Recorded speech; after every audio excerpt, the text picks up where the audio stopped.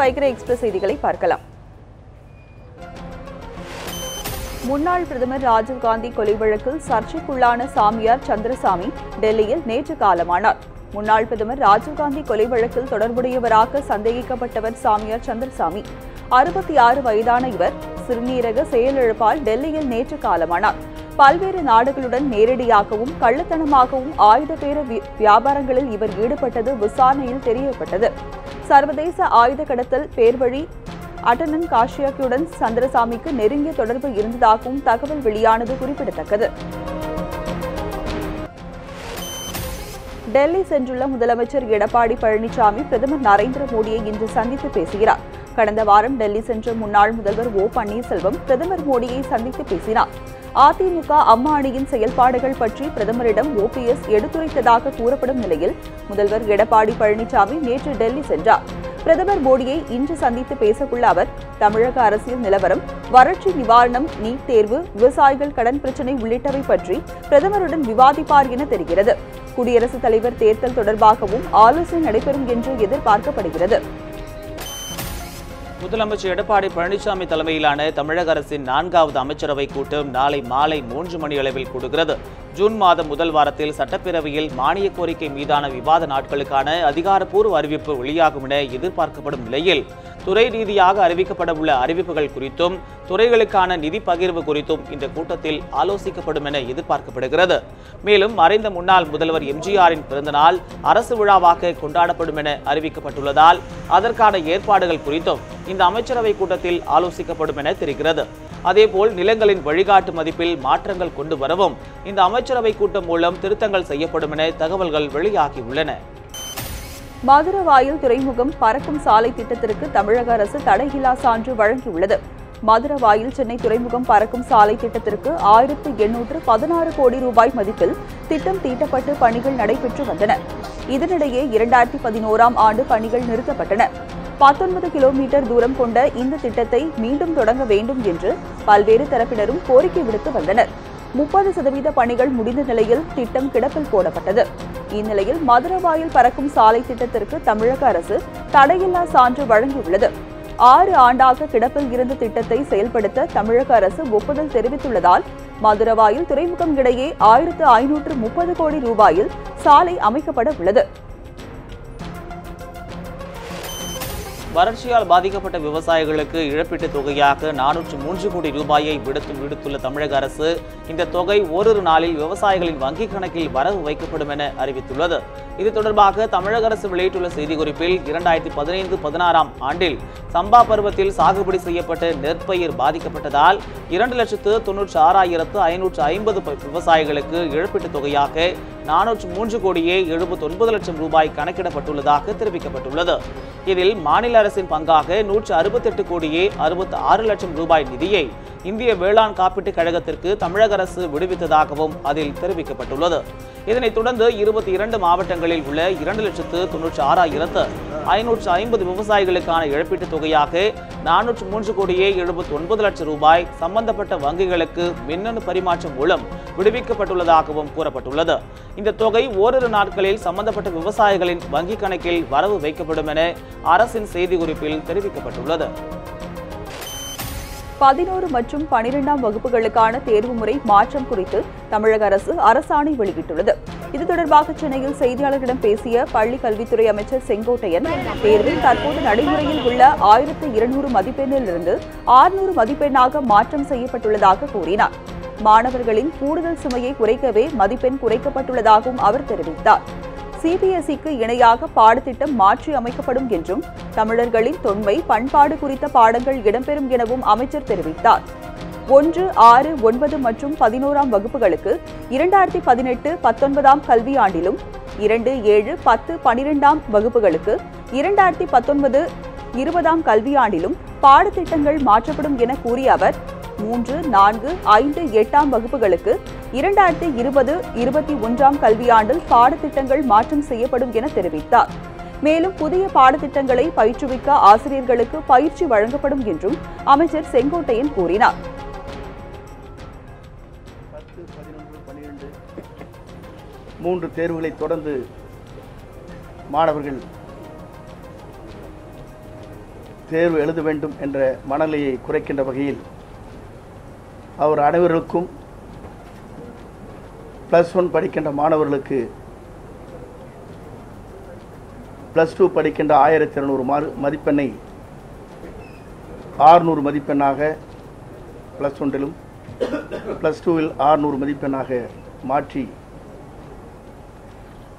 அவர்களுக்கு தேர்வு எழுதும் நேரத்தை 3 மணி நேரத்தில் இருப்பதை 2.5 மணி நேரமாக குறைத்து அவர்களுக்கு வேண்டிய வசதிகளை செய்வதற்கு இந்த அரசு நடவடிக்கை மேற்கொண்டிருக்கிறது.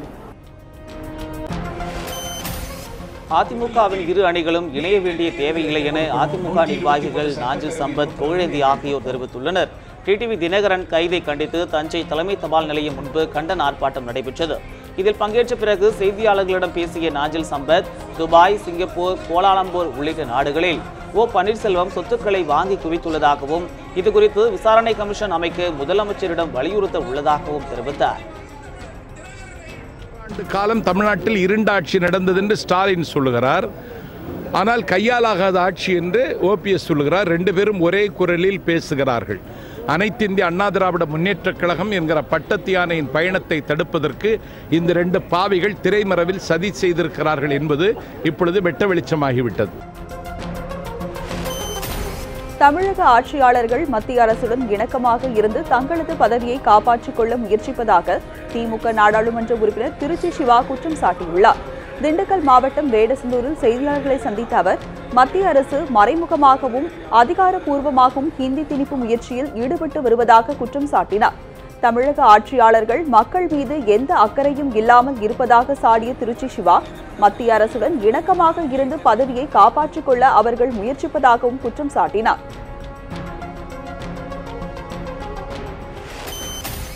போக்குவரத்து ஊழியர்களுக்கு ஊதிய ஒப்பந்தம் அமல்படுத்துவது தொடர்பான பேச்சுவார்த்தை சென்னையில் இன்று மீண்டும் நடைபெற உள்ளது. நிலுவைத் தொகை உள்ளிட்ட கோரிக்கைகளை வலியுறுத்தி கடந்த 14ஆம் தேதி முதல் 16ஆம் தேதி வரை போக்குவரத்து ஊழியர்கள் வேலைநிறுத்தத்தில் ஈடுபட்டனர். இதனால் போக்குவரத்து முற்றிலும் ஸ்தம்பித்ததால் பயணிகள் கடும் சிரமத்திற்கு உள்ளாகினர். 16ஆம் தேதி சென்னை தலைமைச் செயலகத்தில் அமைச்சர்களுடன் நடைபெற்ற பேச்சுவார்த்தையில் உடன்பாடு ஏற்பட்டதால் வேலைநிறுத்த போராட்டம் அன்று இரவே வாபஸ் பெறப்பட்டது. ஊதிய ஒப்பந்தம் தொடர்பான பேச்சுவார்த்தை 24ஆம் தேதி நடைபெறும் என அறிவிக்கப்பட்டது. அதன்படி 13வது ஊதிய ஒப்பந்தம் தொடர்பான பேச்சுவார்த்தை சென்னையில் இன்று நடைபெற உள்ளது. இதில் சுமூக உடன்பாடு எட்டப்பட்டு கோரிக்கைகளை நிறைவேற்றப்பட வேண்டும் என போக்குவரத்து தொழிலாளர்கள் எதிர்பார்த்துள்ளனர்.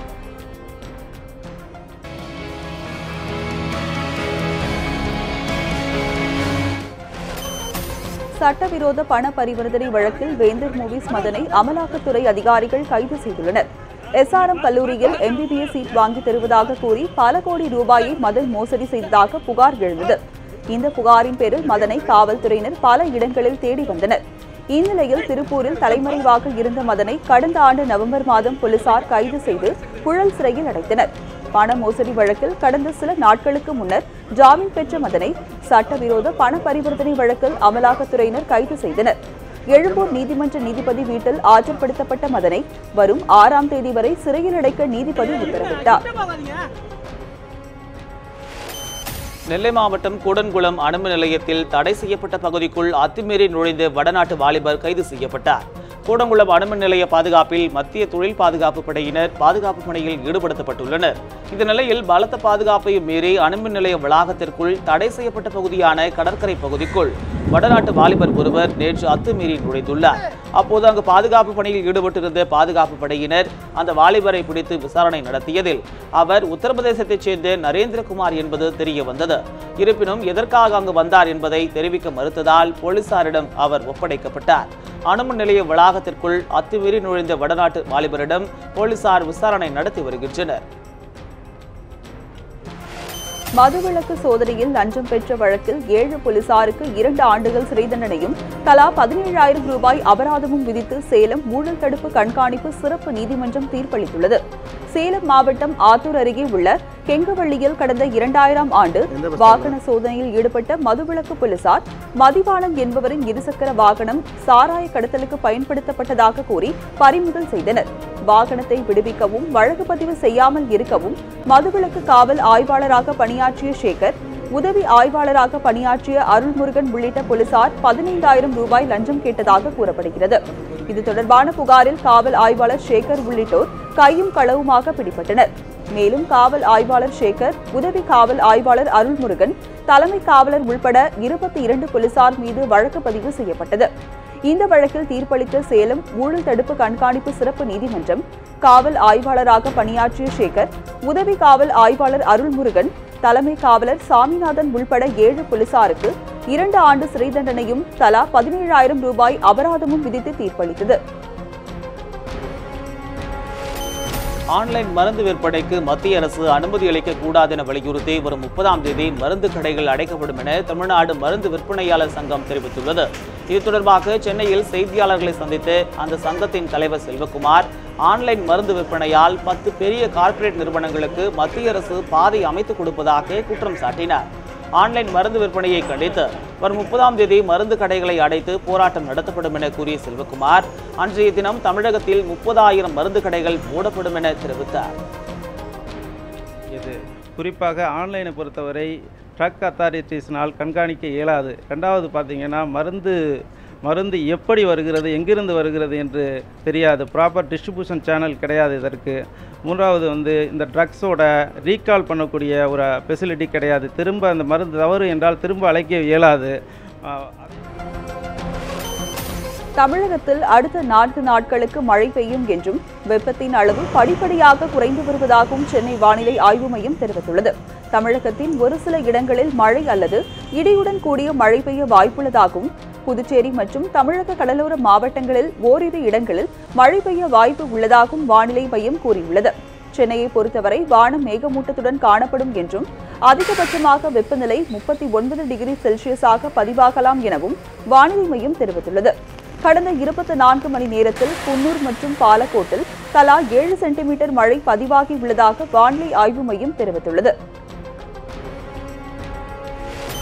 புதுச்சேரி கடற்கரையில் செயற்கை மணற்பரப்பு உருவாக்கும் பணி துரிதமாக நடைபெற்று வருகிறது. புதுச்சேரி கடற்கரையில் கடல் அரிப்பை தடுத்து செயற்கை மணற்பரப்பை உருவாக்க மாநில அரசு முடிவு செய்தது. அதன்படி மத்திய அரசின் புவி அறிவியல் அமைச்சகம், தேசிய பெருங்கடல் தொழில்நுட்ப நிறுவனம் ஆகியவை இணைந்து 25 கோடி ரூபாயில் நவீன தொழில்நுட்பத்தில் புதிய திட்டம் உருவாக்கப்பட்டது. கடல் நீரோட்டத்தில் மணல் அடித்து செல்லாமல் தடுக்க மேற்கொள்ளப்படும் இந்த திட்டப்பணியை கடந்த மார்ச் மாதம் 3ஆம் தேதி முதலமைச்சர் நாராயணசாமி தொடங்கி வைத்தார். 6 மாதத்திற்குள் இந்த திட்டப்பணியை முடிக்க வேண்டுமென காலக்கெடு நிர்ணயிக்கப்பட்டிருப்பதால் தற்போது துரித கதியில் பணிகள் நடைபெற்று வருகின்றன. இத்துடன் வைகரை எக்ஸ்பிரஸ் செய்திகள் நிறைவு பெறுகிறது. மேலும் பல அண்மை செய்திகளுக்கு தொடர்ந்து இணைந்திருங்கள். நியூஸ் 7 தமிழ்.